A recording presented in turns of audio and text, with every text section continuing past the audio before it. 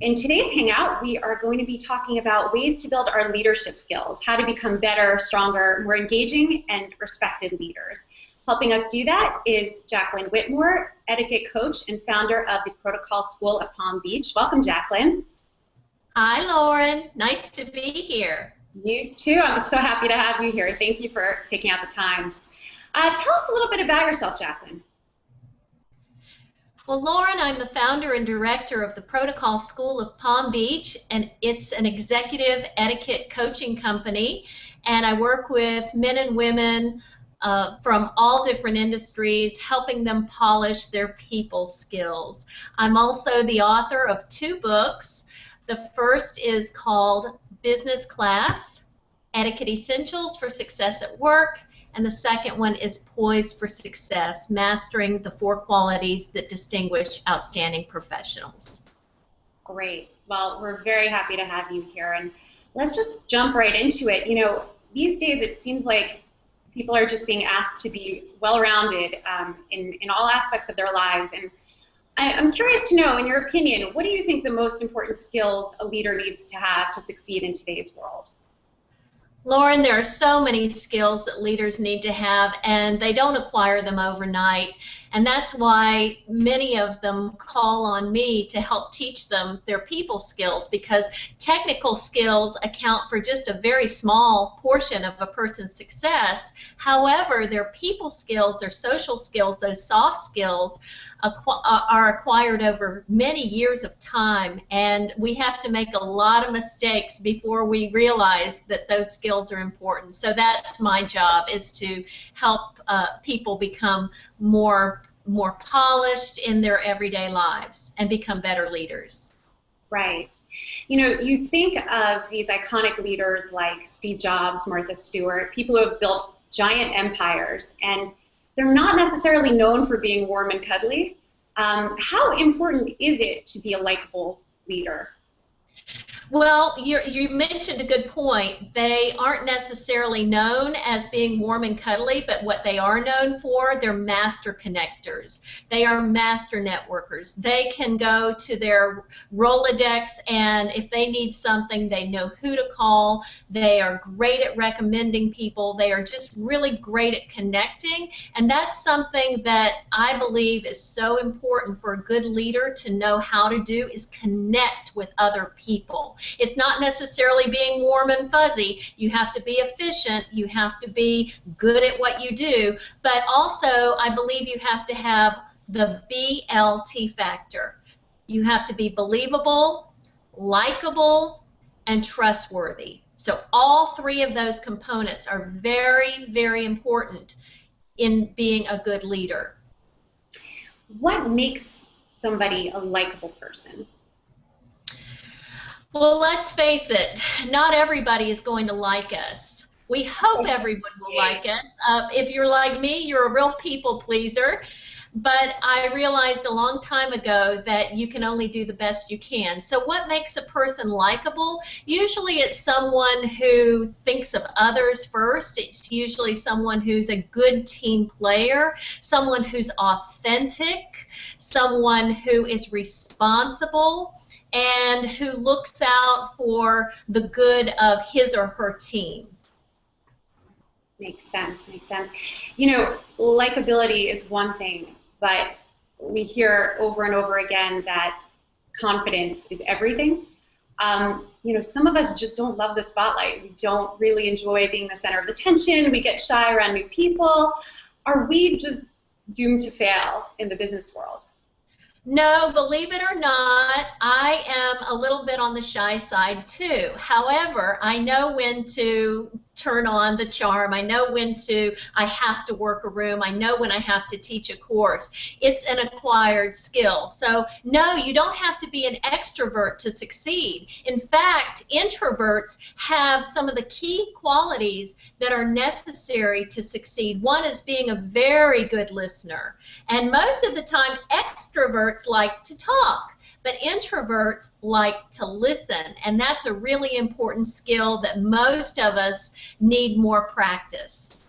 You know, you are so right with that, and it's only recently that I feel like we put a lot more emphasis on that being a really important leadership skill. How do we let people know that we are listening to them? What kinds of questions can we ask, or body language can we present that lets them know, hey, we hear you? Well, that's a great question, because I teach a whole curriculum on how to become a better listener. And it first starts with asking the right questions. You should ask open-ended questions. Instead of saying, how are you? Say, what did you enjoy most about your vacation to Italy? Or tell me, how did the two of you meet?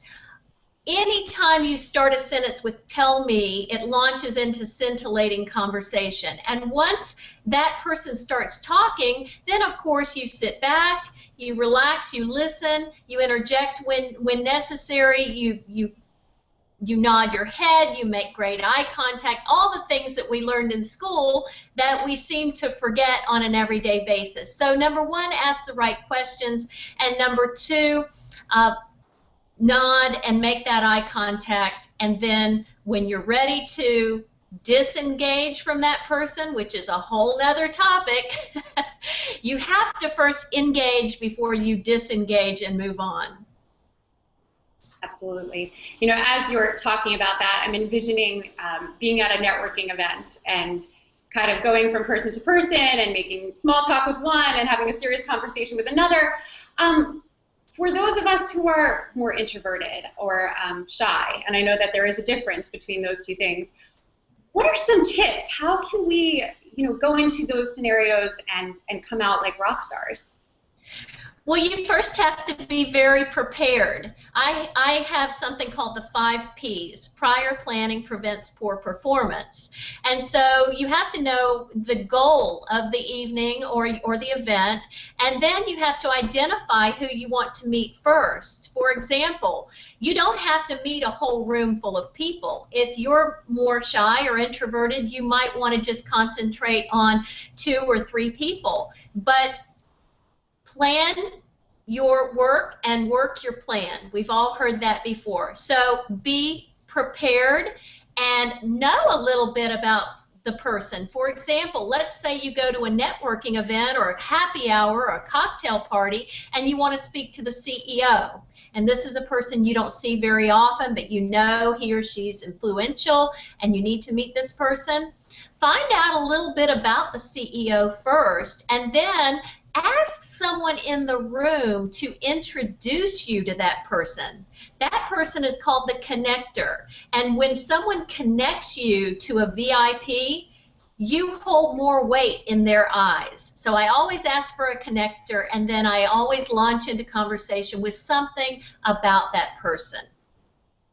Great. Good advice. It happens sometimes that you're at these events and you meet so many people and you instantly forget their names. Do you have any advice on how to remember someone's name? Most of us have that challenge, I believe, in how to remember names. I always repeat the name after I hear it. So if you said, hello, my name is Lauren Cavello, I would say, hello, Lauren, it's so nice to meet you. I'm Jacqueline Whitmore. And then I will try to say your name a couple of times in conversation, but what I will also do is try to think of someone I know with the same name, and I will look at your face, I'll study your face, and think of that person or think of that name, and that helps me remember. Will I forget your name? I might, but at least I'm trying. At least I'm giving it some effort, and that's more than most people do. Right. Speaking of effort, another social situation that is often difficult for people to navigate is the public speaking event, whether it's a presentation, an investor pitch, a business meeting. It's been said that people fear public speaking more than they fear death. What's one tip to calm down before a presentation? Well, it sounds so simple, but I do it all the time. I just breathe. Breathe. I close my eyes and take a deep breath, a few deep breaths, and then I think about what I'm going to say. But more importantly, when I step out on that stage, whether I'm in front of a group of 20 or 200, I stop and I pause and I look at the entire room and I take that moment to just soak it all in before I open my mouth. And what it does is it helps prepare you mentally for what's to come, but it also gives the audience a chance to look at you before you start to speak, because within 5 to 7 seconds, they're already making a first impression or summarizing what they think of us.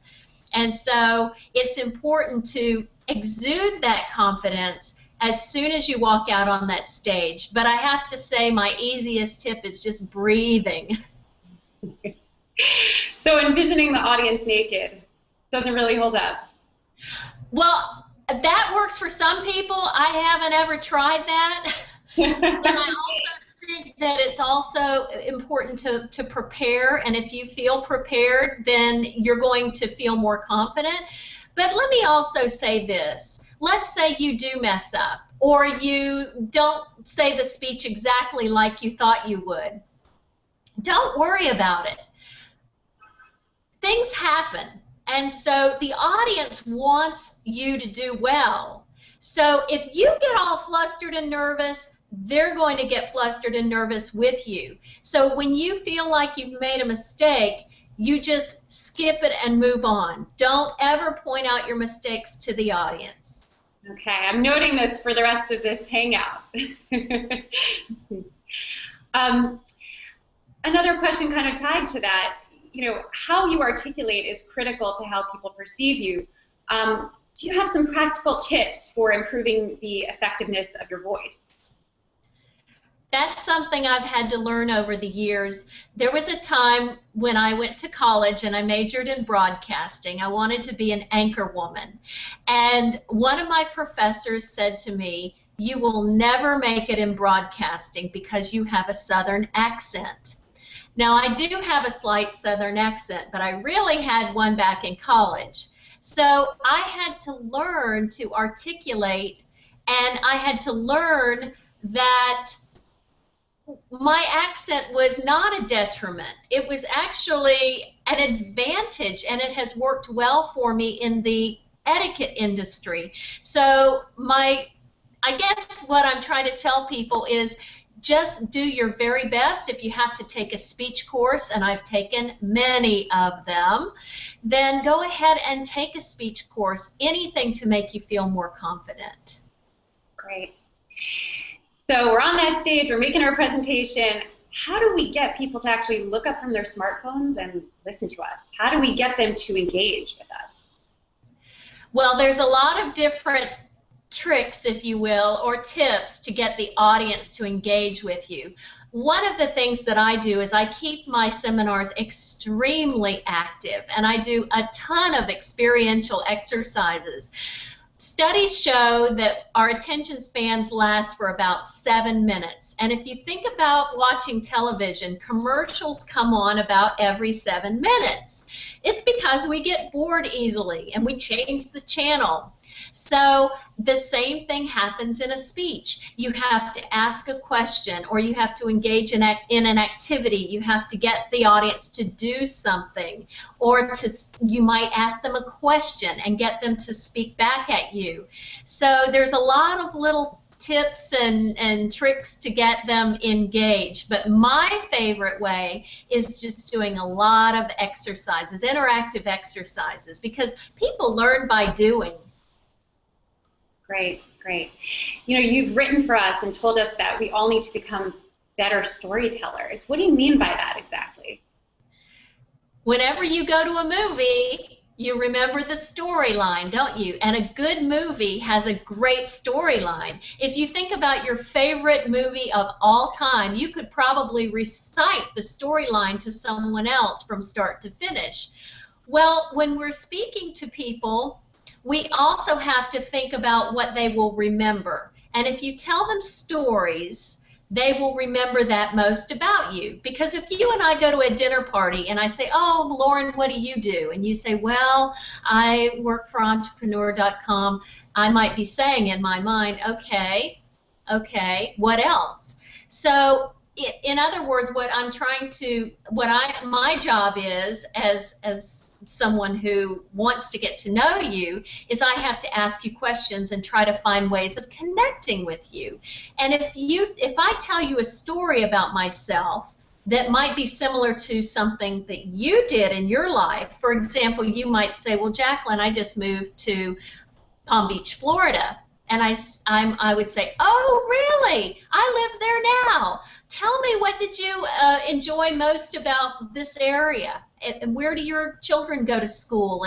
And let me tell you what happened to me the first time I moved here.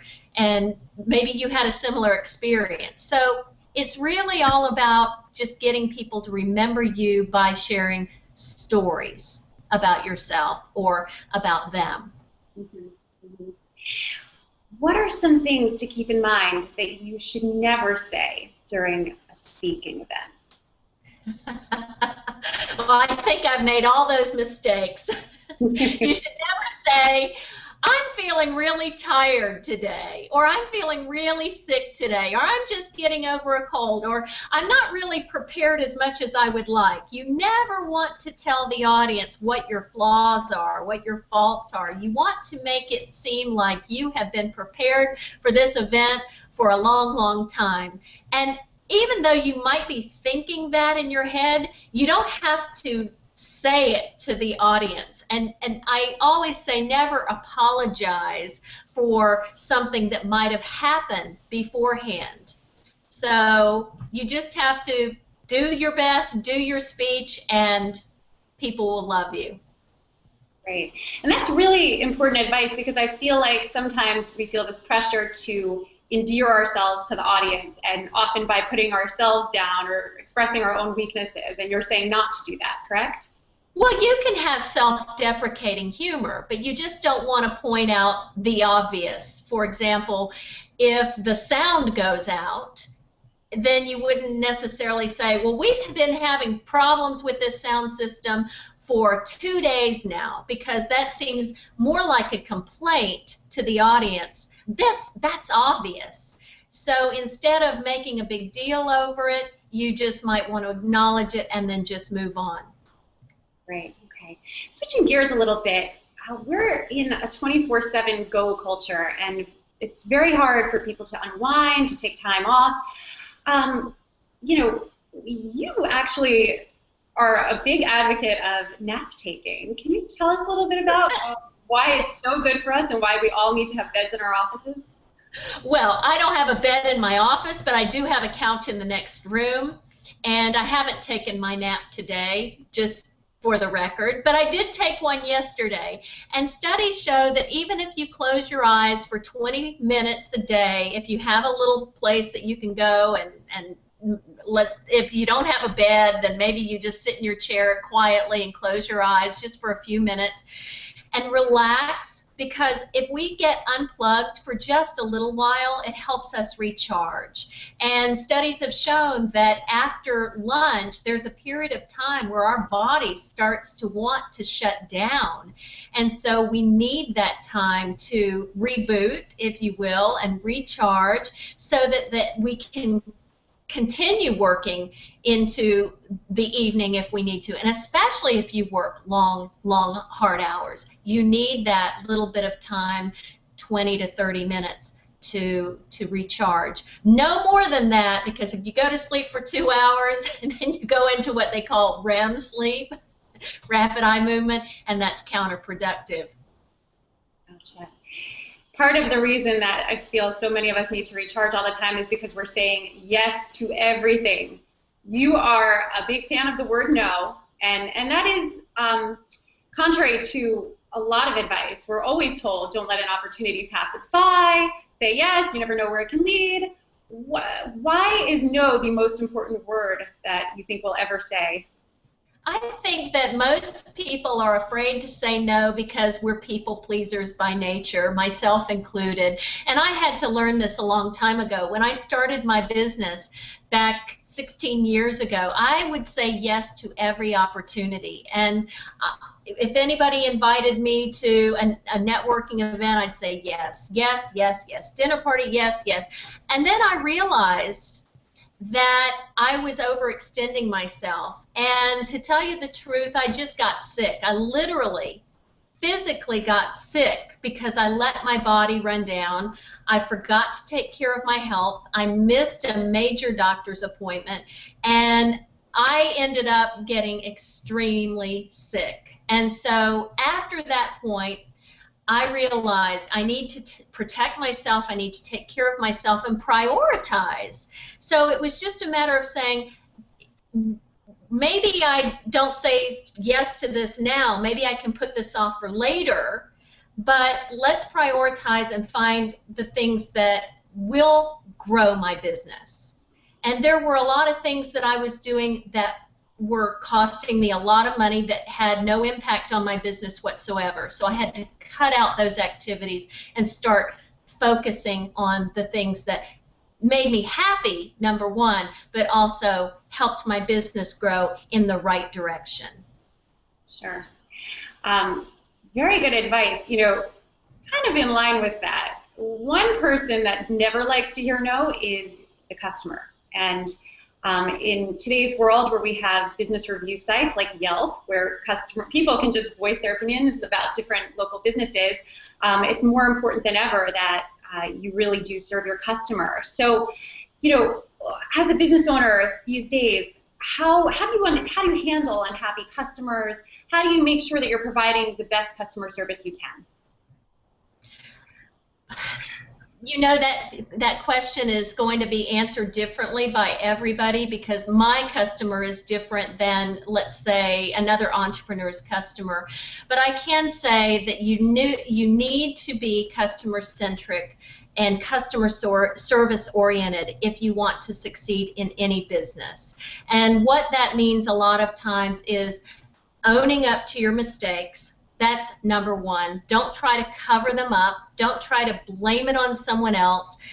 Just take the punch and try to correct the situation as quickly as possible, apologizing as quickly as possible, and don't fester over that particular challenge. I mean, just move on. Right. As far as saying thank you to your customers, to your employees, what's the best way of going about that? We're in the internet age where an email is easy enough, but you're a big fan of the handwritten thank you note. Well, the handwritten thank you note is becoming more and more of an antique these days, and it's because people are time challenged, and we think that if we send a thank you via email or a text, that's just going to work fine, and that's not a bad thing. I think there are reasons why we would send a quick thank you to someone via email or text. However, if you want to make a lasting impression, you should send your thank you note in a handwritten form. And I'm a big proponent of getting your own stationery with your name engraved on the front and a beautiful fountain pen, and making it just so special that you sit down and write these notes. And I try to write a note to someone at least every single day. Every day? Every day, whether it's a thank you note or a birthday card or a condolence or new baby or something. I try to send something to someone every day, because I believe what goes out, that good karma that goes out, will come back to you. Well, great. Well, Jacqueline, it has been a pleasure having you, and you've been a big help. Thank you, Lauren. Well, I've been enjoying our conversation, and I love writing for Entrepreneur.com and helping the readers become better leaders. Well, thank you, and we look forward to speaking with you again soon. Thank you.